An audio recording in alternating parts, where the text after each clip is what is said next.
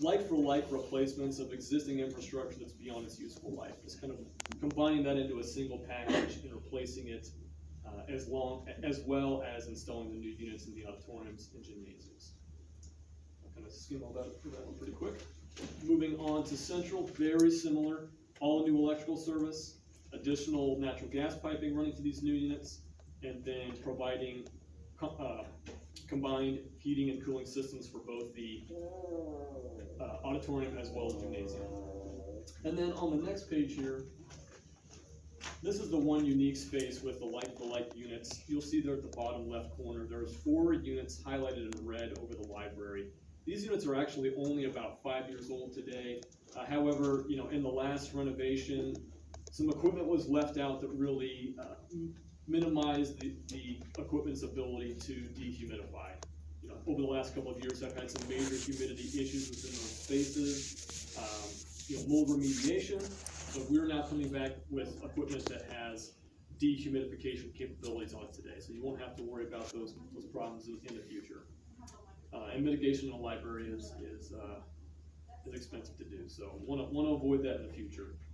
So those units are the ones that are not at end of life expectancy, but due to the lack of their technical capabilities, they will be replaced immediately. Move on to the last high school here. This is Lafayette, and this graphic here on the page is from the auditorium. This is one of the only spaces where, of these 7 gymnasiums and auditoriums, that we have to have one of them ground mounted. The picture that you see at the top of the screen there is on the outside of the building, just below the auditorium, where we'll actually have to physically ground mount a unit and induct it into the auditorium. We'll put up a security fence around it, a 10-foot chain link fence, just to deter any type of vandalism or theft. And then the other unit will go up on the roof as well. I went through that really quickly. Any questions specifically on high schools? So when you get done with this summer, like you just said summer, so then are air conditioned, or classrooms air conditioned at the high schools? This is just specifically large spaces. Okay, that's what I want people to understand, that we still don't, starting the 21-22 school year, have all air conditioned classrooms, because we're having to phase this in due to the money that the way we're receiving the money Correct. from the federal government. Right, so by October, about the time that we're starting to figure out, hopefully before then, when we get some guidance from the federal government that's a little better than what we have now, but please don't hold your breath, it's not a fight just from where we're at today. By October-ish, towards the end of this year, we want to come back with that third phase of, okay, this is what the final, to your point, the remaining classrooms and what that's going to look like. And by that time, we'll be, far along enough on construction with a lot of these buildings. You'll have spaces that will have air conditioning, but really the biggest challenge, and I'll show you a schedule here in a second, the biggest challenge we're facing right now is coming back and, let's say, on the 24th, and hopefully getting board approval for this phase of work. It has nothing to do with anything other than the delay of getting equipment. Where we would typically see about a 4 to 6 week turnaround on most packaged equipment, you're talking 12, 15, 16 weeks to have it be landed on board to where we can actually put it installed. Which is everything. It's across the country. I mean, you look at like lumber that's gone, tenfold, what it used to be. So it's the same practice here. We're trying to get out ahead of that. And then I'll talk about this in the schedule, but I can give you a quick just overview. From a timing perspective, the 24th comes and you give us approval. We are literally on the 25th turning stuff over to the city. We have to get final contract approval to get construction permits. We've actually turned over information to the city. We're hoping that'll only take a couple of days. Usually that takes 21 days. Luckily, we've been working with folks over there long enough, and they're trying to get everything we can done and get everything in place. Because the sooner we can just order that equipment, the sooner we can start work. Because when we're in these spaces, from a gymnasium perspective, you've got very expensive flooring that we do not want to damage. And so we'll basically shut down part of those gyms or all of those gyms, depending on where we're in the schedule, put down a wood floor to protect so that we can do our work in there without damaging anything that's actually going on inside the spaces. Gabe and Mickey have done a really great job of working with the ADs to try to align expectations, is how I guess I'll try to put it, because there's really not a good way to do this. So we're trying to then, as we start to get equipment in, we're hoping to update those schedules and shorten those schedules so that we're not interrupting volleyball or basketball or anything along those lines, because I know I'm working. And Central's been the real challenge because of their lack of gym space, you know, because they don't have the space, and it's hard for them to move things to Lafayette and Benton. On the other hand, they have other gyms they can play volleyball in, but it's not, so that's really where we're gonna have the challenge. But we'll have to use Bodie and Truman, or Keatley. And thank you for your work with the city ahead of time, so we can get that process from a 21-day down to just a few days. We appreciate you working ahead for us. Well, hold your breath, honestly. No, I'm just kidding. The city's good, they'll work with us, but, we've got the electrical basically done, and it's gonna be the mechanical that's a different department, but I think that we can come to terms with them and get that on a fast track here over the next week. And that way on the 25th, we're doing final design drawings to them, which we can't really give them yet. It'll only take a couple of days rather than a full week or two for them to review. One other thing that I don't know if it's public yet or not, but we do have, both of the contractors that we will be using are local. They're St. Joseph Contracting Companies. Yep, Did you tell them yet? I haven't told. You haven't told them? Thank you for paying attention to the whole presentation. Maybe not the contractors who installed the ones 5 years ago that we're replacing? No, we're not using those ones at all. Just kidding. We've asked them not to come back. There's not anybody overseeing this that was overseeing 5 years ago, from administration to board to contractors to. Yeah, we'll talk about contractors here, I get it. And so just before we leave the high schools, one last thing is I didn't mention, on the electrical service upgrades, you don't have electrical capacity to power the cooling units today. Have to run a new main. However, we are sizing that for future capacity for you to then have in phase 3. You're already set up, tap off of that for your new chillers. Yeah, I think it was important for us when we started to look at the electrical component of this, not to come back and have to do it twice. I mean, so we're gonna size it so that you can handle a new chiller. You're not gonna have to look at, oh, well, we need 2 electrical upgrades. No, it's only inconvenience you want, and work with Evergy one time, just to get that done, so. So I looked at that back page of the schedule, I'm not trying to jump ahead, I might actually be behind. This, to complete phase 2 will take a year. Yeah, it'll take about a year. Yeah. The bulk of our construction work will be middle into summer, and then we'll bleed into the fall. And that's what we're trying to get out ahead of with the 25th, which is waiting 21 days. The more equipment I can order, you know, within a week or so of getting contract approval, the better off I'm gonna be to shorten it from getting the gym back to, for example, Central, I think on there's October. I'd love to get back to September. I mean, it's just a matter of when I can get equipment.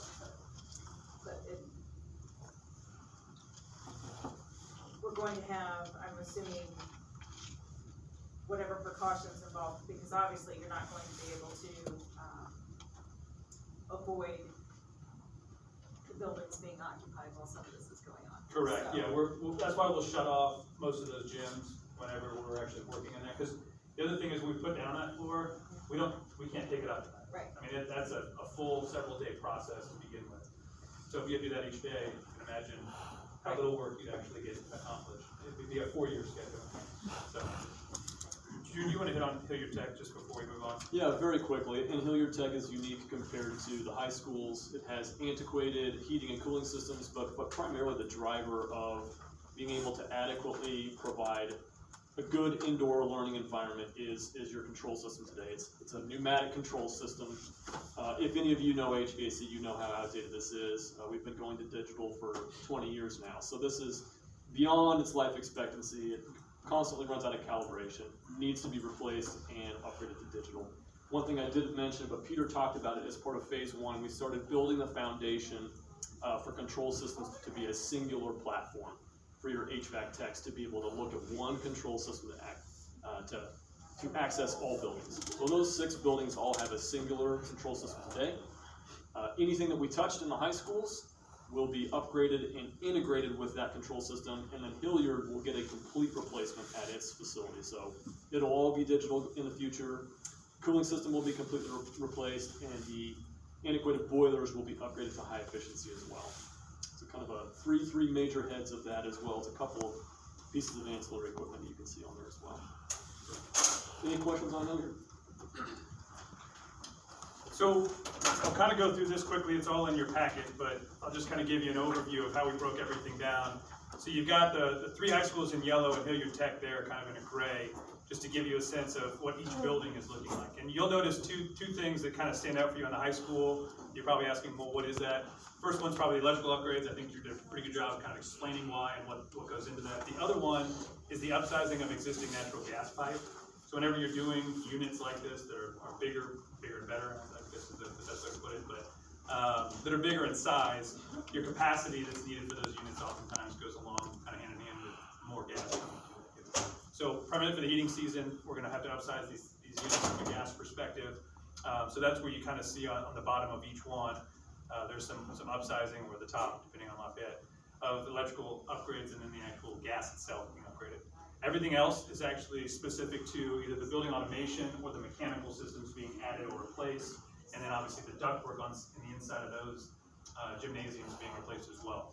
You might say, why are we replacing ductwork that's already there? It's a fair question if you thought of it, but to be honest, when you have heating only units that are blowing in hot air versus heating and cooling units, you have to actually have them be, I'm losing my mind here, what's the word I'm looking for? They have to be wrapped, insulated. Insulated.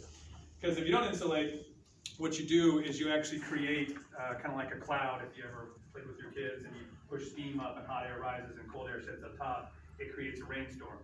You would have basically a rainstorm falling inside of each one of your gymnasiums had we not addressed that issue. So to the point about what happened 5 years ago, we don't want to be in that same boat. We want to continue to do good work for the district, and that's one of the things that we want to have to take care of as a part of this project. Thank you. But the total price and the total kind of overall price for the project, if you look down there at the very bottom, it's about $10,793,050 in total. We continue, we got the bids basically back last week, and we continue to work with our subcontractors trying to get this lower.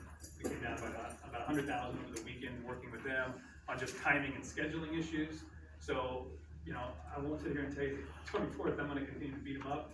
I'll try, but at the end of the day, you know, we also have to be realistic that we're in kind of a unique, tight time frame, not knowing what schedules of equipment are gonna come in and when they're gonna come in, and then also committing to each one of the ADs to giving the gyms back for basketball season was a big sticking point. So the time frame that we built is kind of fit into that as well. Any questions on costs? And again, this is all ESSER 2 funded, so it doesn't have the 20% stipulation. And that again kind of gives you what the future phases look like. Ignore the numbers up here, and let's hope that that last one does come through, but you know, we'll be printing money on even until we're dead at this point. My 4-month-old will be paying for this project though, just so you all know, once he starts paying taxes. But the next phase of work, so we've got about $15 to $20 million worth of finalizing work within the high schools. That's the remaining high school facilities to take that, as I mentioned, chiller boiler, 2-pipe system, that's heat only right now, boiler, 2-pipe system that's heat only right now, and turn it into a chiller boiler, getting you the actual cooling within the classroom space. You walk in a lot of those buildings, the ones that do have any sort of air conditioning, the majority is, you know, window shakers. And I'll be honest, I don't think anytime we've ever been in there, most teachers don't even use them just because they're so loud. And when they do use them, it's you can tell, it's quite a very loud way to cool your building. So that got you along. The next system though will be not only quieter, but a lot more efficient, and we'll have the entire space is actually cool. But again, we'll come back to you here towards the end of this year with that final approach as well. Construction schedule and next steps. So again, I'll kind of give you this as a tentative. This is what kind of we built our project around. And again, that's working with Gabe and Mickey and your ADs. We really do appreciate, you know, their willingness to have that conversation and to try to work around things, just because we do not know when equipment will get here. I assure you, the moment that we do know it will get here, we can certainly come back and give you all an update as far as where we're at over the summer from a construction schedule. But again, it's just so hard to tell, and there's so many moving parts with equipment coming in on time. But you'll see kind of just to give you a very overview or a highlight overview, you know, we anticipate by June essentially starting up work and finishing up some of the drawings, and then by July actually having things on site where we're putting down plywood, which is what covers your floor, and then starting to work on the actual site in July. So it's a lot of moving parts in the background, I'll say, with my construction team and with Drew and his engineering staff to make sure that we're going to stay on the schedule. But I think we're all, I don't know how many phone calls we've had internally about it, but I assure you it's quite a few. And his friend who talks a lot is always on those calls, so they're very long, detailed phone calls to make sure that we're covering everything. But yeah, we made sure that it's something we can live with. And then, kind of just to give you the milestones, again, today is kind of that review phase. Want to get any questions that you all have prior to going to the board next week. We haven't really talked if you want us to present kind of a condensed version of this or not, but you know, we can certainly provide that or whatever's needed in terms of the background. But next week, trying to get that approval, and then again on the 25th, we're literally turning stuff in to your city to start the application process for construction permits. Any questions?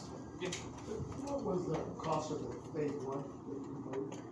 2.8. It's on one of your slides. It's in the very, Sorry, just in That's case on for the third page. future reference, there you go. I just thought they could talk about. I knew I was close. 2825653. I'm assuming, the insurance risk would be yours, for example, you know, you're gonna cover the gymnasium floor, but if something bizarre happens and the floor is damaged, that is your risk to repair. Part of our contract will have bonding and insurance for the construction of the project. Yeah, 100%. And you all, which is typical on our, you'll be named as a co-insurer, just so that in case something happens, you all can also pull insurance. You do that with all your construction Yeah. projects. Yeah. Just making sure. The last thing we want to do is pay for a gym. We're already doing one of those already, so that one's enough this year. Yeah, this is one of those things, I want it done right, I want it done right the first time. We don't wanna be sitting on the board 5 years from now that they said, Oh, we could. yeah, our 2 brand new schools are in the top 6 of needing work. That's ridiculous. Okay, next set. You were here 5 years? We went through the RFP. That was before. We went through the RFP process, you know, that's one thing that we made sure, we were wanting a partner. As he said in the beginning, we weren't wanting somebody just to come in and fix this, we needed a long-term partner to help us get to where we could be. And Dennis, I think, was on those, and Tom, was on those interviews, and we had some top-notch companies, but that was one reason why Snyder Electric was chosen, because we figured that they were a good fit for us, and they would be a good long-term partners. Well, and I think I'll echo that we don't want to be known as that company. Yeah. Because they're able to fulfill that, number one. And I think that, just from what I heard today, your GAP program, this project, you know, we've talked a lot over the past 6-8 months about just cultural change within the school district up here in St. Joe. I mean, these are some great steps, in my opinion. And I think it's great. I mean, it's one of those things that, you know, we're adding air conditioning to spaces that have never had it, so it's gonna be a totally new atmosphere, so to speak, in terms of that learning environment, especially when you're talking about May and August, where kids first come into class that have never really experienced air conditioning in a space like that. It makes a huge difference. My daughter played volleyball and basketball at Benton, and it was miserable. Mr. Reader, there's not anyone on the board now that was on the board when Carden Park and Oak Grove were built. So just for clarification. And Dave, just clarification, this is a, you know, I'm, not in on all the meetings, this is a pretty quick pivot from the fact that we had a bond, we're gonna repurpose some of these schools, but even if we did something in the future, this would be repurposed, that would be still used in these buildings. Yes. Yeah. Whether they were high school or middle school or what. Yep. So this is not money that in a few years we will abandon. No. That's a good question, and I think a lot of people in the community would have that question because of some of the conversations that have taken place, but no, we took all that into consideration by making sure that it's not. And really up until, Buildings that will be used, it's not that. really up until about March or April of this year, we didn't really have much federal guidance on how this money could be used, so we were anticipating the bond obviously passing, and this is kind of a nice, I don't say lifesaver, but certainly from a federal government perspective. Free money and using it for the future liability is always a good investment. That's great. Who are the local contractors? Oh, sorry. Skipped over that. So we had a total of 6 who were invited: IHP, P1, US Engineering, Martin Mechanical, Lippert, St. Joe Plumbing, Heating and Cooling, and RS Electric. We're all involved in the bidding process.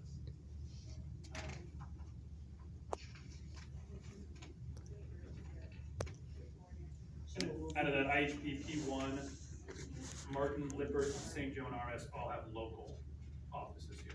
P1 and IHP will be the two that will be working. Please don't write that down yet, since we don't have a contract approved. Thank you. It's always a risky proposition. They may not help at you, this I point. may not help you because he's recording or Yeah, videoing. good. Forget. But no, yeah, those, I mean, and they're both good local contractors, we've got experience with both of them. And it's something that, you know, from a construction perspective, we really need to, just because of the amount of work. And when we get into the next phase, we're gonna do a similar kind of approach, get all these 6 contractors, there's others, I mean, certainly invite them too, but, keep as much contracting local. With more efficient, post it later. heating and cooling, When what's he's gonna talk probably to those people, I'd rather those companies find out. I'll wait, that's fine. If that's okay. I can do that for sure. Okay, appreciate it. Yeah, it's actually, Yep. You know, skip that. Yep, so you've got about 33,000, I know it's tiny, it's in this little column here, it's about $33,000 in total savings. You've got some future cost avoidance, which is just the capital for equipment and so forth. And then you've got a total savings over 15 years, is this middle column here. Does that give you a sense? And really, when we're adding air conditioning to a facility, we wanna see 0 increase if we can avoid it. With a lot of these spaces, the gyms and themselves, they've never had controls on them, and if they have, like at Hilliard, they've had pneumatic controls. Pneumatic is historic for never really functioning properly in the day that you actually commission it. And so a lot of the savings that we're seeing is coming from a combination of Hilliard and then just managing how those buildings and how those 24 hours a day versus scheduling them on and off is gonna save a lot of money in the future. I think that's on page, maybe 15, it looks like, of the packet.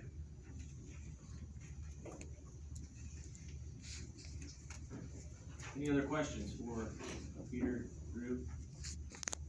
Well, it's not related to them, appreciate the presentation, very patient, cover them all. But I did want clarification on what this exchange was a while ago about, I had no idea that we decide today or this year or next year, that the future board would be obligated to stick with that. So when you said to Tom there about, does that mean putting this money into these units 10 years down the road, there's absolutely no guarantee we can say that that board, at that point in time, that these buildings will not be closed.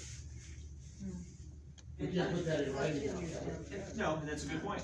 We can't put it in writing, so it could change in 5 years, another board said, hey, we're gonna close one of them. Yeah, So, and I think Tom was asking he was asking me, and I was answering from Gabe. But yeah, I totally agree, I mean, I understand, you never know what's gonna happen. right, And I think you would have That's to true with all the other. And that's you know, true. based on what we've been talking about, will maybe take place over the next couple of years, year or 2. Which we're hoping and expecting our administration will still be here, and a lot of the board that's on now will be here in 2 or 3 years, will still be on the board, and so I think that was aimed at current, plans, not 10 years down the road, but you're absolutely right, because we find that, as board member, I find that all the time. All I have to hear one more time is what this was supposed to be done with the pact, you know, and the pact was 12 years ago, and lots have changed since then in this community, and this board isn't obligated to do what the pact did, even though we did use that for our basis. So I get what Ken's saying, yes, things change and boards aren't obligated. I mean, the most you can do is put in board minutes that that is your intent. Your intent is for something to happen as we move down the road, but obviously, it's who's ever sitting on the board at the time or in the administrative positions at the time as to what will actually happen. You know, my crystal ball doesn't say for sure what buildings are gonna be usable, not usable. I mean, who knows what could take place and any building could be closed for one reason or another, so. Well, I think there's a point that I think maybe Drew made. Our systems right now are not efficient, even the buildings that have systems in them, except the 6 that you're working on, are becoming much more efficient. So therein lies part of the huge benefit, is actually getting systems that will work with one another, connect with one another. We can actually have our our maintenance people pull something up on a computer and actually see whether it's working or not, without having to go and drive 20 minutes to get to that location, then drive to another building. That's a huge benefit in efficiency and saves time and money. And to have them installed, as several people said, appropriately, so they're running efficiently from the beginning. That's just an expectation, so. Well, and that's why we built these phases the way we did, right? I mean, could we have done this all at once? Yeah. Your buildings would have been essentially shut down for a period of time, where you couldn't have, even if it was summertime, you couldn't have any education going on whatsoever. So this kind of phasing approach allows us to tackle those large spaces, get them off the steam, then come back towards the end of this year, plan for then a summer installation of the remaining facilities, or the remaining parts of those facilities, talking about the high school in particular, to convert those now over to cooling. And that gives you some of that, not disrupting and working together, because each one of those systems, as they come online, will then start to work together as one cohesive unit, instead of having a bunch of multiple systems that don't talk to each other, or have no idea what the left hand's doing with the right. And besides not interrupting the academics, it helps us to pay for it. Yeah. You know, we have to. Yeah, with the federal guidance, it helps us to figure out a way to do it, so, yeah. Mr. Chairman, I was wondering, when you started phase one, there were a few other schools on the list, right? And you said they kind of fell off. At what point did they fall off? Before you guys started the walkthrough, or? No, so we, And which schools were those? Could you remind us which ones didn't make it to the final phase here? well, we've essentially looked, I can quit hitting buttons, there we go. We've essentially looked at every single facility within your portfolio. We developed kind of what we would call a capital master plan. That's us just kind of taking I'd say a 30,000 square foot look at, or 30,000 foot look at every facility that you have, and kind of just assessing it, saying, okay, Benton is X, Y, and Z type of system. This is how old it is. This is when it needs to be replaced. Carden Park, Oak Grove, all of them. We did all the same approach with them, and then kind of came back and said, okay, guys, what's the biggest challenge? We worked with your maintenance staff and looking at just what we've spent money on over the years, and it was pretty clear that those 6 facilities were the ones that not only do they have the most calls, they also have the most comfort complaints, and then they also have the most from an expense on the O&M side ongoing. And so we're trying to alleviate that with those 6 buildings. As far as the other buildings, there was a number of them that we had talked about. I don't think any of them were off the table before we settled on those 6, but we did look at all of them to get a sense of what's going on within the entire district. So then we could come back and make our recommendation from a phasing approach. And those 6 obviously were the ones that have the most history, right? Like 5 years ago, or whatever it was, 10 years ago, whenever that project was done. Those are the ones that were probably the most critical in terms of, yeah, they had an investment, but the investment wasn't working. And so we were here to fix the investment, if that makes sense. And you're just talking about 28 facilities, strictly school buildings? And we looked at maintenance, city. TMC? Every building. All the maintenance buildings? Yep. The place on Pear Street? Yep. And really too, it boiled down to how much money do we have to put into it? That limited how many schools we could do. Yeah, the first phase of work was funded different, right? I mean, it was a completely different funding mechanism. There wasn't much federal funds available, and so it was. It was our money. Right, you were limited on payback and what we could do within that payback, to try to help you to accomplish those goals.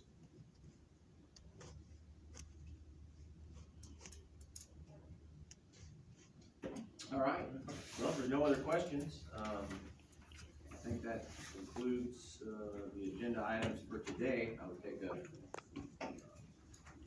somebody wanna adjourn the meeting? I'll make a motion to adjourn.